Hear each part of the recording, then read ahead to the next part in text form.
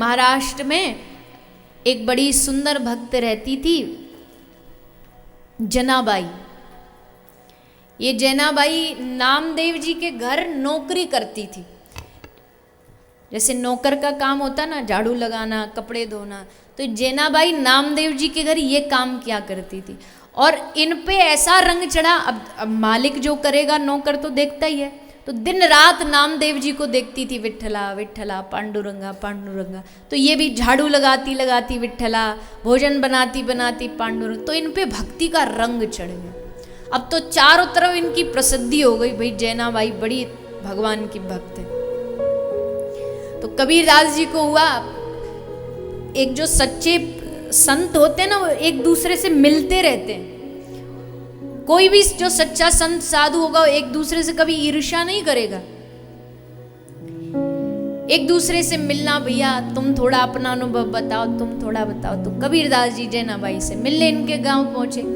गांव में एंट्री हुई कबीर की, तो देखा कि बहुत सारी मैया इकट्ठी होकर झगड़ा कर रही, लड़ रही है। सब लड़ रही हैं और सबसे ऊंची आवाज में एक औरत बड़ी जोर जोर से लड़ रही है। कबीरदास जी ने सोचा, अरे कहाँ संत दर्शन के लिए आया था, भक्त दर्शन के लिए, यहाँ सुबह सुबह से झगड़ा हो गया। पूछ लिया, भैया काय को लड़ रही है ये माता? बोले पता नहीं, एक महिला है वो इसलिए लड़ रही है, वो कह रही कि मेरे कंडे खो गए। कंडे समझते ना, किसको बोलते हैं?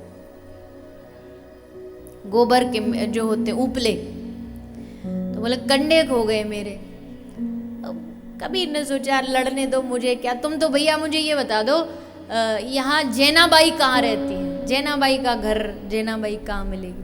तो किसी ने हंस के कहा, ये जो लड़ रही है ना, इसमें सबसे ऊंची आवाज में जो लड़ रही है वो ही जैनाबाई है। कबीर बोले, राम राम राम, इसको देखने आया, इनके दर्शन करने आए इतनी दूर से? हम तो सोचते कोई जब हम किसी संत दर्श को जाते ना, तो हम मन में एक भाव बना के जाते, आंख बंद किए बैठे होंगे, ध्यान में होंगे और माला जप रहे होंगे या डूबे होंगे भगवान के नाम, और ये तो यहाँ लड़ रही है।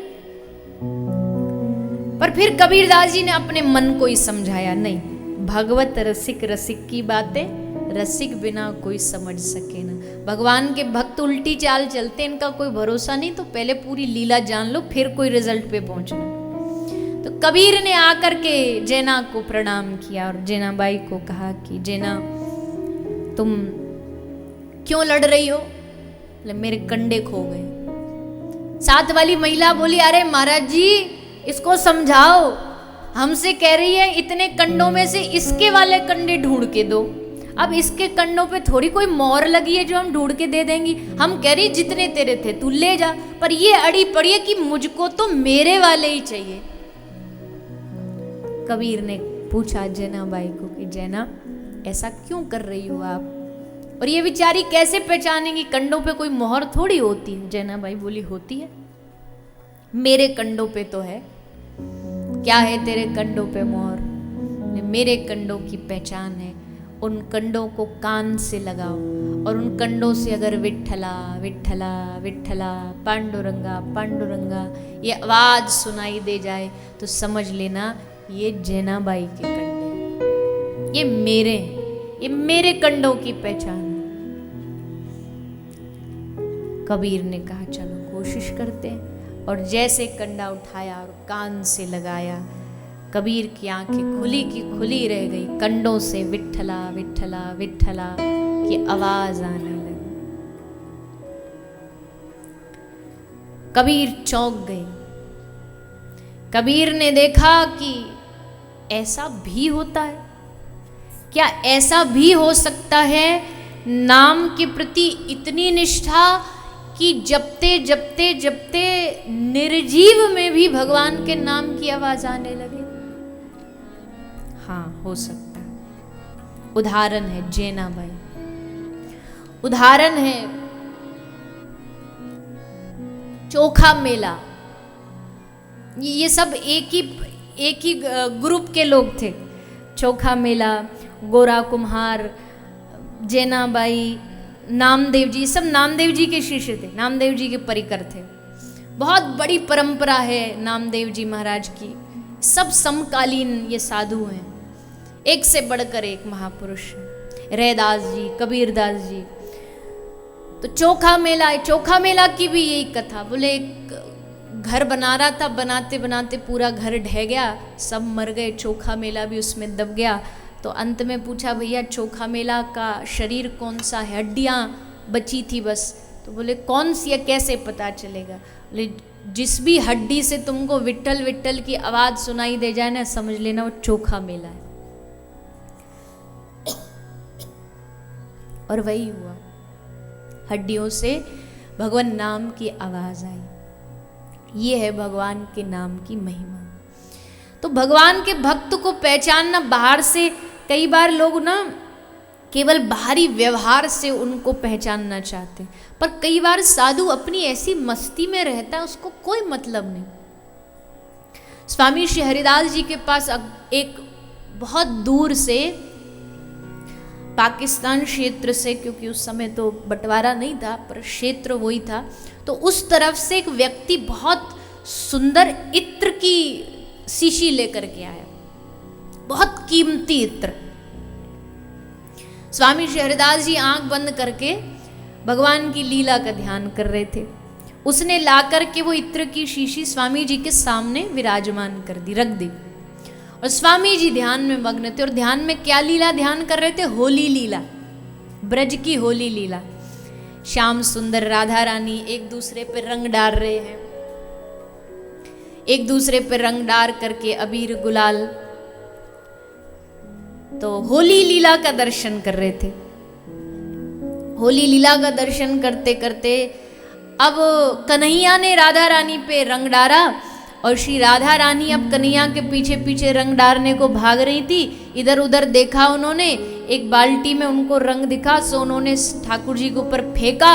और जैसे फेंका, वो फेंकने के भाव में स्वामी श्री हरिदास जी ने सामने जो इत्र की शीशी रखी थी उसको उठा करके रंग समझ के फेंक डाला। अब तो महाराज जी आदमी तो बड़ा गुस्सा हुआ, इसको लगा हम इतना महंगा लाखों रुपया का इत्र स्वामी जी के लेके आए और उन्होंने फैला दिया, ऐसे बिखेर दिया, सामने फैला दिया। कुछ बोला नहीं, क्योंकि अब साधु इतना बड़ा क्या बोलूं, चुप रहा, मन में रखा उसने बात। और दर्शन करके अब गया बिहारी जी दर्शन करने। और जैसे बिहारी जी दर्शन करने गया और जैसे मंदिर में घुसा भर, क्या देखा, पूरा मंदिर में उसी इत्र की खुशबू से पूरा मंदिर महक रहा था। बिहारी जी सारे मंदिर में इत्र की खुशबू महक रही। सोई भागा दौड़ा आया, भागा भागा स्वामी जी के चरणों में गिर गया। मैं समझ गया।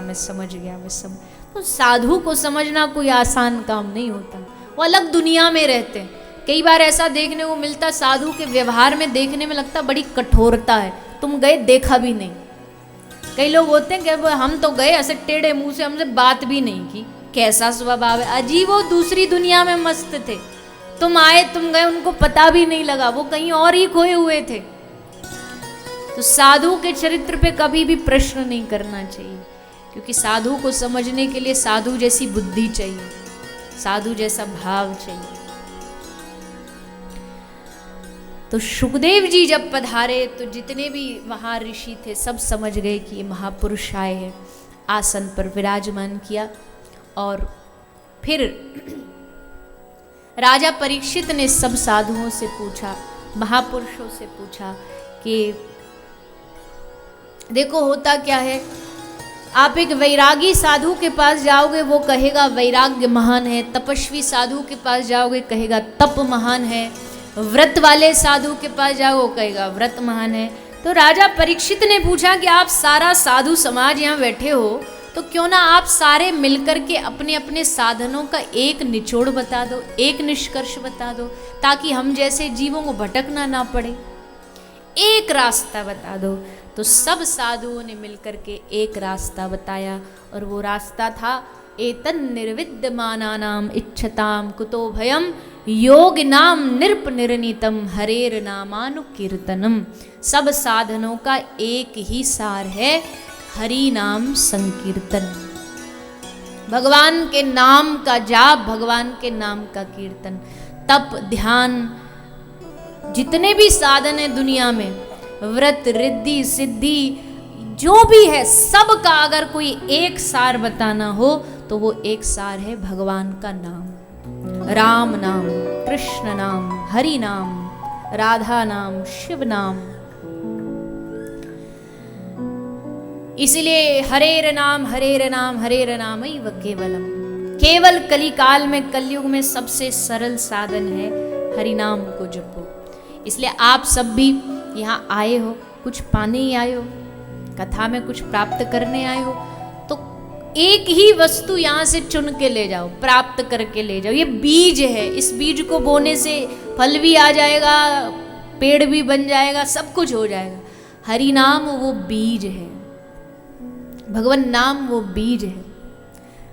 और ये धरती, पंजाब की धरती, मुझे लगता है मैंने पिछली कथा में भी कहा था, बरनाला जब कथा हुई थी, ये कथा, ये धरती नाम की धरती है, नाम की भूमि है, संकीर्तन की भूमि है। जितनी महिमा हमारी भागवत जी ने गाई है ना नाम की, उतनी महिमा गुरु ग्रंथ साहिब ने नाम की गाई है, गुरु नानक ने गाई है। नानक नाम जहाज है, चढ़े सो उतरे पार। नानक कह रहे हैं ये नाम नहीं, ये जहाज है, जो इस जहाज पे चढ़ा सोई पार उतरा, सोई उसका कल्याण हुआ। तो इसलिए सबसे सरल और उत्तम साधन भी है, सरल भी है और उत्तम भी है। अक्सर जो चीज़ इजी होती है वो बहुत ज़्यादा मुफ्त में जो प्राप्त हो जाती है वो बहुत ज़्यादा वैल्यू उसकी नहीं होती, लेकिन यहाँ दोनों है, यहाँ वैल्यू भी है और यहाँ वो बड़ा आसान भी है।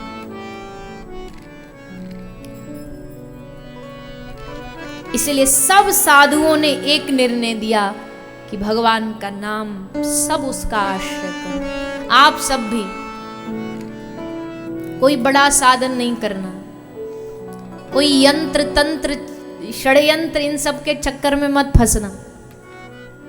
फंसो तो तुम्हारी मर्जी, कौन सा मेरे कहने से दुनिया बदल जाएगी।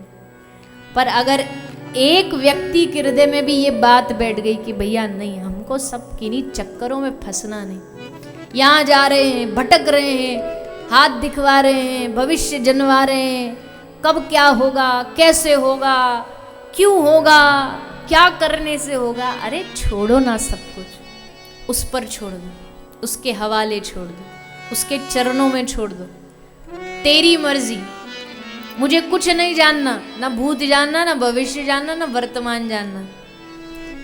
मैं तो बस तुम्हारा नाम जपूंगा, आगे तू जाने, तेरा काम तू संभाल, तेरी मर्जी। ये तेरी मर्जी जहां आई ना, वहां भगवान फिर सारा दारोमदार अपने हाथ में ले लेते कि भैया इसने तो मुझ पे छोड़ दिया, अब तो संभालना ही पड़ेगा, अब तो कोई रास्ता बचा नहीं।